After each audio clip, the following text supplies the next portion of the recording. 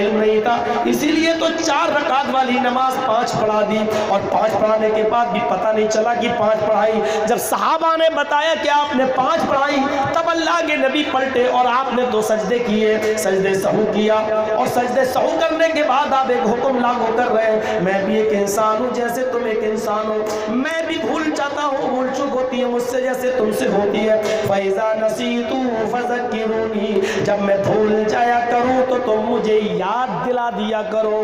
پتہ چلا نماز میں جب نبی بھولے تو نبی کو ٹوکا جا سکتا ہے، تو نبی سے بڑھ کر کون ہے جو نماز میں بھولے اور اس کو نہ ٹوکا جائے؟ اس لیے یہ کہنا کہ اللہ کے رسول کو علم غیب تھا اور قیامت تک کی ساری چیزوں کا علم تھا، یہ الزام ہے جناب محمد رسول اللہ پر۔ لوگوں، اللہ کے رسول پر ایسے الزام نہ لگایا کرو کہ اللہ کے رسول کو علم غیب تھا۔ آؤ تمہیں ایک اور منظر دکھاتا ہوں، آؤ تمہیں ایک اور منظر دکھاتا ہوں۔ اللہ کے نبی جناب محمد رسول اللہ صلی اللہ علیہ وسلم کا زمانہ ہے، ایک عورت فجر کی نماز پڑھنے کے لیے نکلی۔ آج لوگ مسجدوں میں عورتوں کو نہیں بھیجتے ہیں، اللہ کے نبی کے زمانے میں فجر کی نماز پڑھنے تک کے لیے ایک عورت مسجد سے نکل رہی ہے اور نماز پڑھنے کے لیے جا رہی ہے۔ اس کو ایک آدمی نے دیکھا کہ اکیلے جا رہی ہے، صحابی ہے وہ، اس نے دیکھا کہ عورت اکیلے جا رہی ہے، اندھیرا ہے، فجر کی نماز پڑھنے جا رہی ہے، اس نے اس عورت کے اوپر اپنا کپڑا ڈال دیا، سر سے کپڑا اٹھایا، یعنی رومال وغیرہ، امامہ وغیرہ اس نے اتارا اور اس لڑکی کے اوپر، اس عورت کے اوپر ڈال دیا اور اپنا چہرہ چھپا لیا، اور فوراً اس کو لے کر کھیت کی طرف آ گیا۔ اس نے اپنا وہ سر، وہ امامہ، وہ کپڑا اٹھا کر ایک طرف پھینک دیا اور اس نے تخلیے میں لے جا کر اس عورت کے کپڑے اتار دیے۔ ترمذی کتاب ابواب الحدود کے الفاظ ہیں، فَقَضَى حَاجَتَهُ، اس نے اس کے ساتھ اپنی ضرورت پوری کی، اس نے اس عورت کے ساتھ اپنی ضرورت پوری کی، یعنی اس عورت کے ساتھ زنا کیا، اور زنا کرنے کے بعد وہ آدمی بھاگنے لگا۔ وہ عورت اپنے کپڑے پہنتی ہے، اس کے ساتھ زنا کیا گیا زبردستی، وہ عورت کپڑے پہنتی ہے، یہ آدمی بھاگ رہا ہے، یہ عورت چیختی ہے، پکڑو پکڑو، اس آدمی نے میری عزت لوٹی۔ اس عورت کی آواز سن کر آس پاس کے گھروں کے کچھ لوگ اٹھے، اور سب سے پہلے جو آدمی گھر سے نکلا وہ اس آدمی کو پکڑنے کے لیے بھاگ رہا ہے۔ ایک آدمی اس عورت کے پیچھے پیچھے بھاگ رہا ہے، تو اس آدمی کے پیچھے پیچھے، مطلب زنا کرنے والا آگے بھاگ رہا ہے اور ایک آدمی اس آدمی کے پیچھے بھاگ رہا ہے۔ اتنے میں 10-12 آدمی اور نکلے، وہ بھی پیچھے پیچھے بھاگنے لگے۔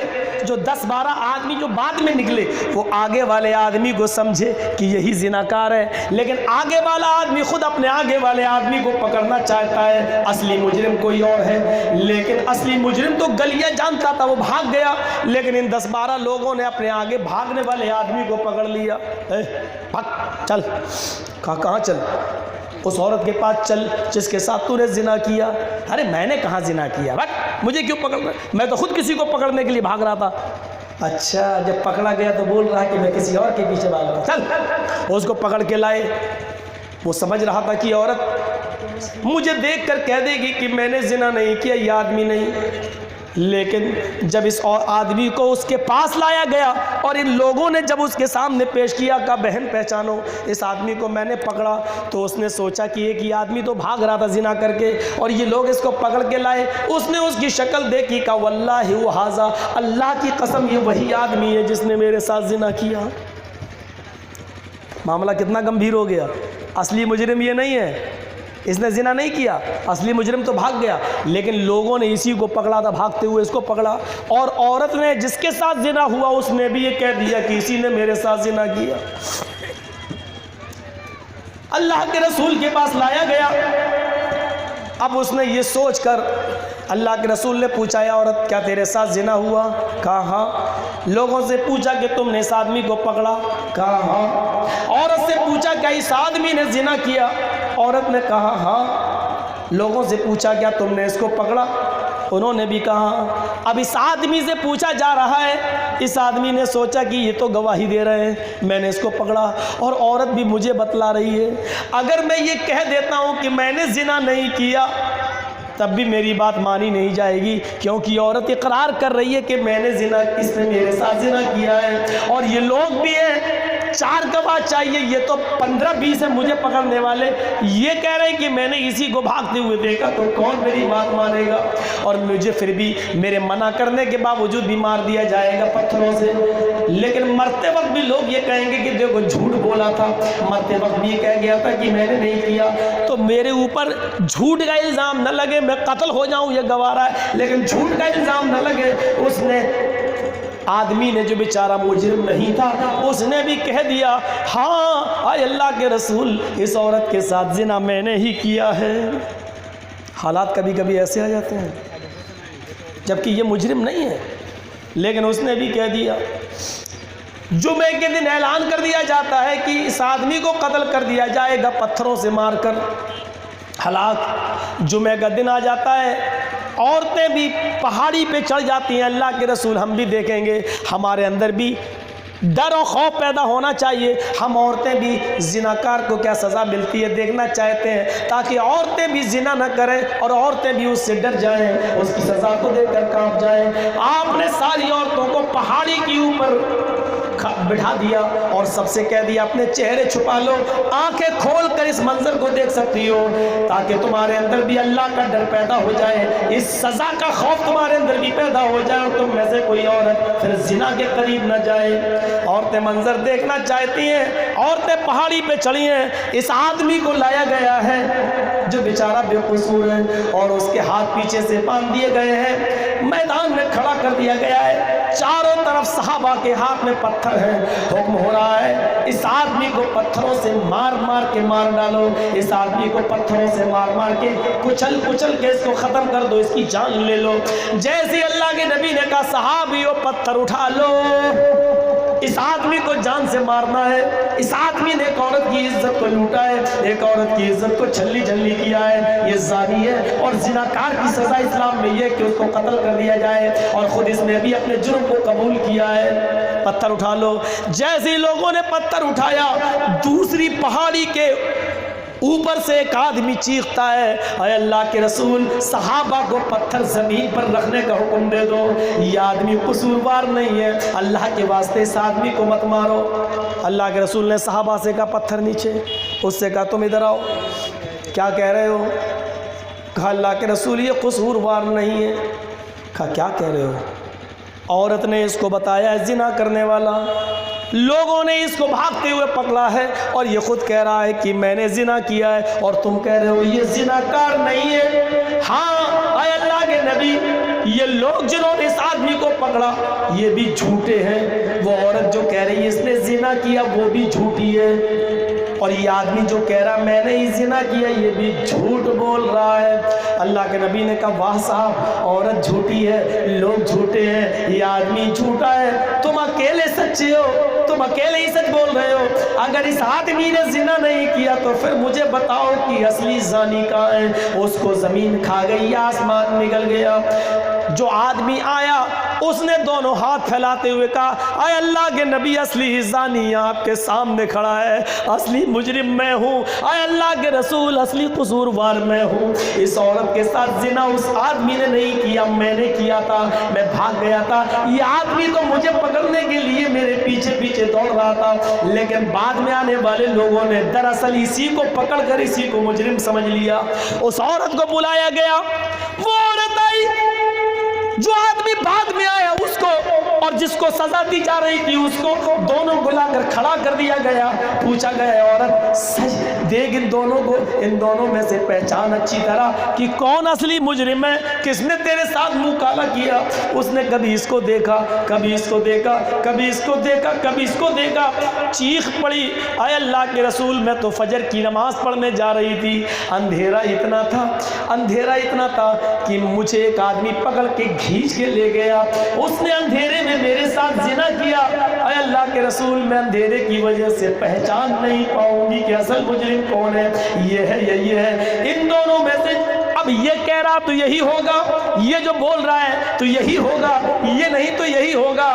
वो आदमी भी 15 जो पकड़े थे उन्होंने भी कहा अरे अल्लाह के रसूल, जब मैंने इसको पकड़ा था तो ये भी कह रहा था असल मुजरिम मैं नहीं हूँ, मैं तो खुद किसी के आगे आगे दौड़ रहा था पकड़ने के लिए, लेकिन मैंने सोचा ये झूठ बोल रहा है। अब अल्लाह के नबी ने असली मुजरिम को हुक्म दिया कि तुमने जिना किया, हाँ अब इसको संसार कर दो, पत्थरों से मार मार के हलाक कर दो। फिर दूसरे आदमी को हलाक किया गया पत्थरों से, और असल मुजरिम को असल जो बेकसूर था उसको छोड़ दिया गया। इस हदीस को सामने रखने के बाद मैं आपके सामने चंद बातें पूछना चाहता हूँ, और इन मदरसे के मुल्लों से मौलवियों से भी पूछना चाहता हूँ कि तिरमिज़ी के अब्वाबुल हुदूद की ये रिवायत हमें किन चीज़ों की तरफ इशारा कर रही है। अल्लाह के नबी सल्लल्लाहु अलैहि वसल्लम के ज़माने में एक औरत के साथ जिना हो जाता है अंधेरे में, और वो औरत क्या कहती है, मैं फजर की नमाज पढ़ने निकली लेकिन मुझे मालूम नहीं, अंधेरा इतना था कि इन दोनों में से किसने जिना किया मैं पहचान नहीं पाती। यानी फजर की नमाज का अव्वल वक्त क्या है,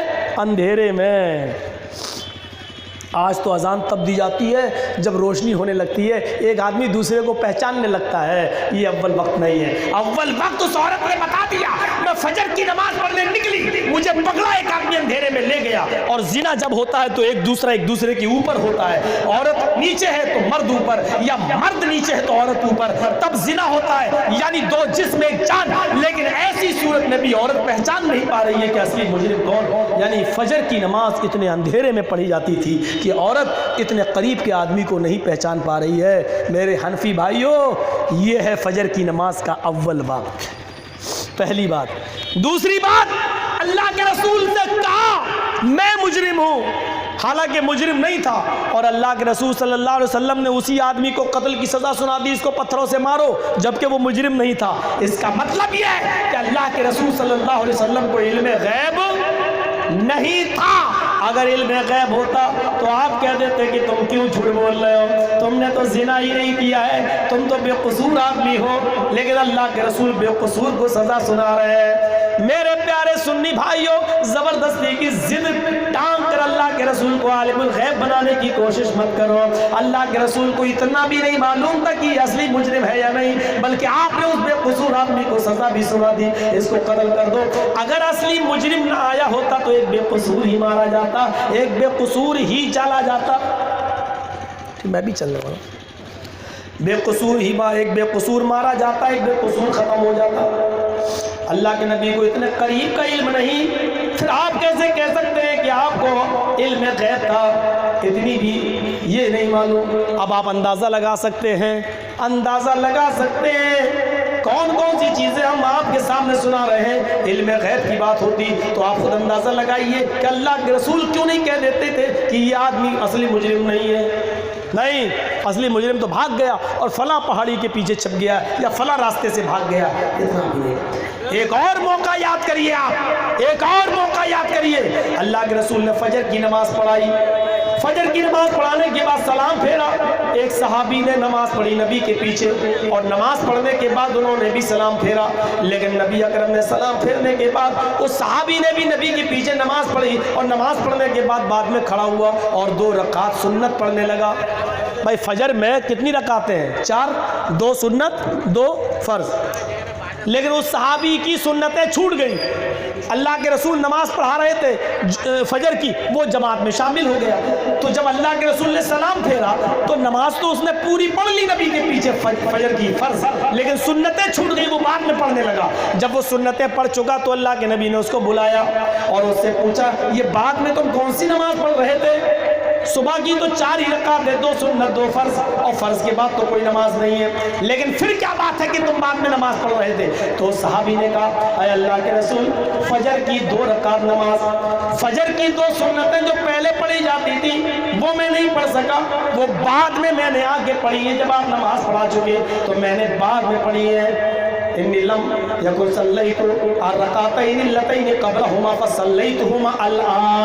अल्लाह के नबी जो पहले पढ़ी जाती थी वो मैं नहीं पढ़ सका, नमाज पढ़ने के बाद अब पढ़ रहा हूँ। फसकत रसूलुल्लाह, ये सुनकर अल्लाह के नबी खामोश हो गए। इस हदीस से भी पता चलता है कि अल्लाह के रसूल ने उस आदमी को बुलाया और पूछा कि तुम ये कौन सी नमाज पढ़ रहे थे? यानी आपको इल्म गैब होता तो आप पूछते ही क्यों? आप समझ जाते इसकी सुन्नतें छूट गई हैं, ये बाद में पढ़ रहा है। लेकिन नहीं, आपने उसको बुलाया और कहा कि बताओ ये कौन सी नमाज? उसने कहा सुन्नत है। आपने कहा सुन्नत है तो पहले पढ़ी जाती है। उसने कहा जब मैं आया तो जमात खड़ी थी तो जमात में शामिल हो गया, फर्ज नमाज आपके पीछे पढ़ ली, लेकिन सुन्नत है जो छूट गई थी वो बाद में मैंने पढ़ी।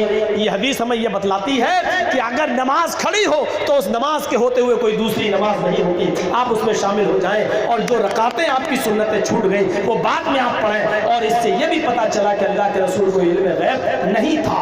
70 सहाबा मीरे मऊना के मौके पर आपने भेज दिए, जाओ तबलीग करो, और वो लोग पहाड़ी के पीछे छिपे थे। उस गांव में जाने से पहले उन तमाम काफिरों ने, उन गांव वालों ने उस 70 सहाबा को शहीद कर डाला, उनको कत्ल कर दिया।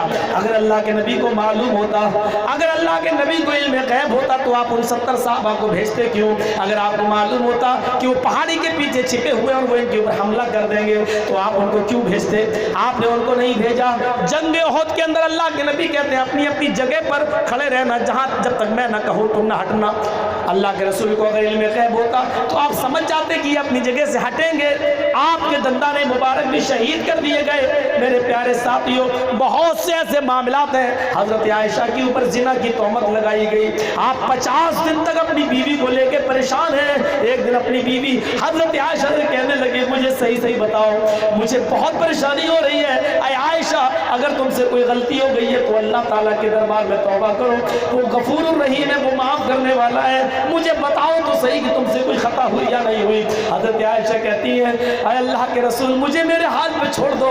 अगर मैं ये कहती हूँ कि मैंने कोई गलती नहीं की तो आप यकीन नहीं करेंगे, और अगर मैं ये कहती हूँ कि हाँ मुझसे जिना हो गया है तो अभी आप यकीन कर लेंगे। मेरा मामला अल्लाह के सुपुर्द है, बस फसब्रुन जमील, मुझे सब्र करने दो। फिर अल्लाह ताला ने जिब्राइल को भेजा और कुरान करीम में सूरह नूर की 18 आयतें नाज़िल करके हजरत आयशा को पाक दामन साबित कर दिया। हजरत आयशा मुस्कुराती हैं। अल्लाह के नबी ने कहा अय आयशा खुश हो जाओ, अल्लाह ताला ने तुम्हें पाक दामन साबित कर दिया। 50 दिन तक नबी परेशान रहे। अल्लाह के नबी सल्लल्लाहु अलैहि वसल्लम को खुद पता नहीं था लोग आयशा के बारे में जो कह रहे हैं वो सही है या गलत है। आप खुद आयशा से पूछ रहे हैं। अल्लाह ने 50 दिन के बाद आयतें नाजिल की, तब पता चला कि मेरी बीवी पाक दामन है। हजरत आयशा की माँ कहने लगी उठो आय आयशा, नबी अकरम का शुक्रिया अदा करो। हजरत आयशा कहती है मैं नबी अकरम का शुक्रिया अदा क्यों करूं? ये तो 50 दिन मेरे बारे में शक में पड़े रहे। मैं तो अल्लाह का शुक्रिया अदा करूंगी जिन्होंने, अल्लाह ने मेरी बरात और मेरी पाक दामनी के बारे में 18 आयतें नाजिल फरमाई है। मैं तो उस रब का शुक्रिया अदा करूं, मैं अल्लाह के रसूल का शुक्रिया अदा क्यों करूं? इनको तो यकीन ही नहीं था मैं मेरी पाक दामनी पर। तो अल्लाह के रसूल 50 दिन तक परेशान है। अपनी बीवी के बारे में ये पता नहीं लग पा रहा कि मेरी बीवी सच्ची है झूठी।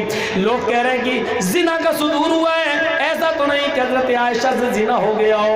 हजरत आयशा है हो गई हो गलती, आप ये सोच में पड़े हुए, आप फैसला नहीं कर पा रहे। अगर आलिमुल गैब होते तो कह देते हैं काफिर हो, आए मुनाफिक हो, तुम मेरी बीवी पर झूठी तोहमत लगा रहे हो। मेरी बीवी पाक दामन है, मुझे मालूम है मैं आलिमुल गैब हूँ, मेरी बीवी से ऐसा कोई जुर्म नहीं हुआ है, तुम झूठे हो। लेकिन अल्लाह के रसूल वही का इंतजार करते रहे और अपनी बीवी की पाक दामनी के ऐलान का इंतजार करते रहे। तो ये तमाम ऐसी बातें हैं जो हमें ये बतला रही है कि अल्लाह के रसूल को इल्म गैब नहीं था। अगर इल्म गैब होता तो आप पहले ही दिन कह देते आयशा पाक दामन है। अगर इल्म गैब होता तो 70 सहाबा को अल्लाह के रसूल सल्लल्लाहु अलैहि वसल्लम किसी गांव में कहीं तबलीग करने के लिए नहीं भेजते। अल्लाह के रसूल सल्लल्लाहु अलैहि वसल्लम को अगर इल्म गैब होता तो एक बेकसूर आदमी को कत्ल करने का हुक्म न देते।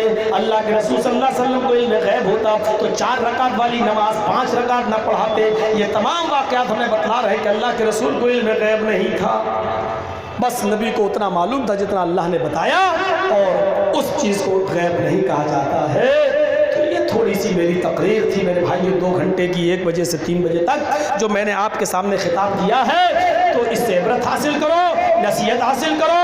और 3 बज चुके हैं, मैं आपसे गुजारिश करता हूँ कि अपने अकीदे की इस्लाह करो, और इस्लाह ऐसी होनी चाहिए कि हमने किसी को कोई गाली नहीं दी है, सिर्फ ये एक मनहज पे पहुंचाया। अहले हदीस उसको कहते हैं जो सारे बुजुर्गों का एहतराम करता है, सारे इमामों की इज्जत करता है, लेकिन पीर और सबसे बड़ा बुजुर्ग जनाब मोहम्मद रसूलुल्लाह को मानता है। सारे इमाम हमारे यहाँ मोहतरम है, लेकिन अल्लाह के रसूल सल्लल्लाहु अलैहि वसल्लम के इमाम से बड़ा किसी को इमाम हम नहीं मानते हैं। नमाज वैसी पढ़ो जैसे मोहम्मद रसूलुल्लाह ने पढ़ी है, रोज़ा वैसे रखो जैसे रसूलुल्लाह ने रखा है। پیری اور مریدی ہم اس طریقے کی نہیں کرتے جو ہمیں شرک اور بدعت تک پہنچا دے۔ اللہ تعالیٰ سے ہم دعا کرتے ہیں کہ بار الہ ہماری خطاؤں کو معاف فرما دے، ہمارے گناہوں کو بخش دے، ہمارے مسلمان بھائیوں کو اللہ ہدایت دے۔ اور جو لوگ قبروں کی پوجا کر رہے ہیں اور چومتے اور چاٹتے ہیں اور قبروں پہ چادریں چڑھا رہے ہیں اور غیر اللہ سے بیٹیوں بیٹوں کی فریادیں کر رہے ہیں، اللہ تو ان کو موحد بنا دے اور پکا سچا مسلمان بنا دے اور اسلام اور ایمان ان کے اندر پورا کا پورا پیدا فرما دے، اور اللہ ان کے دلوں میں توحید بھر دے اور شرک سے ان کو نجات عطا فرما۔ وما علینا الا البلاغ المبین وآخر دعوانا ان الحمد للہ رب العالمین۔ السلام علیکم ورحمۃ اللہ وبرکاتہ۔ غیب کا علم نہیں تھا، اسی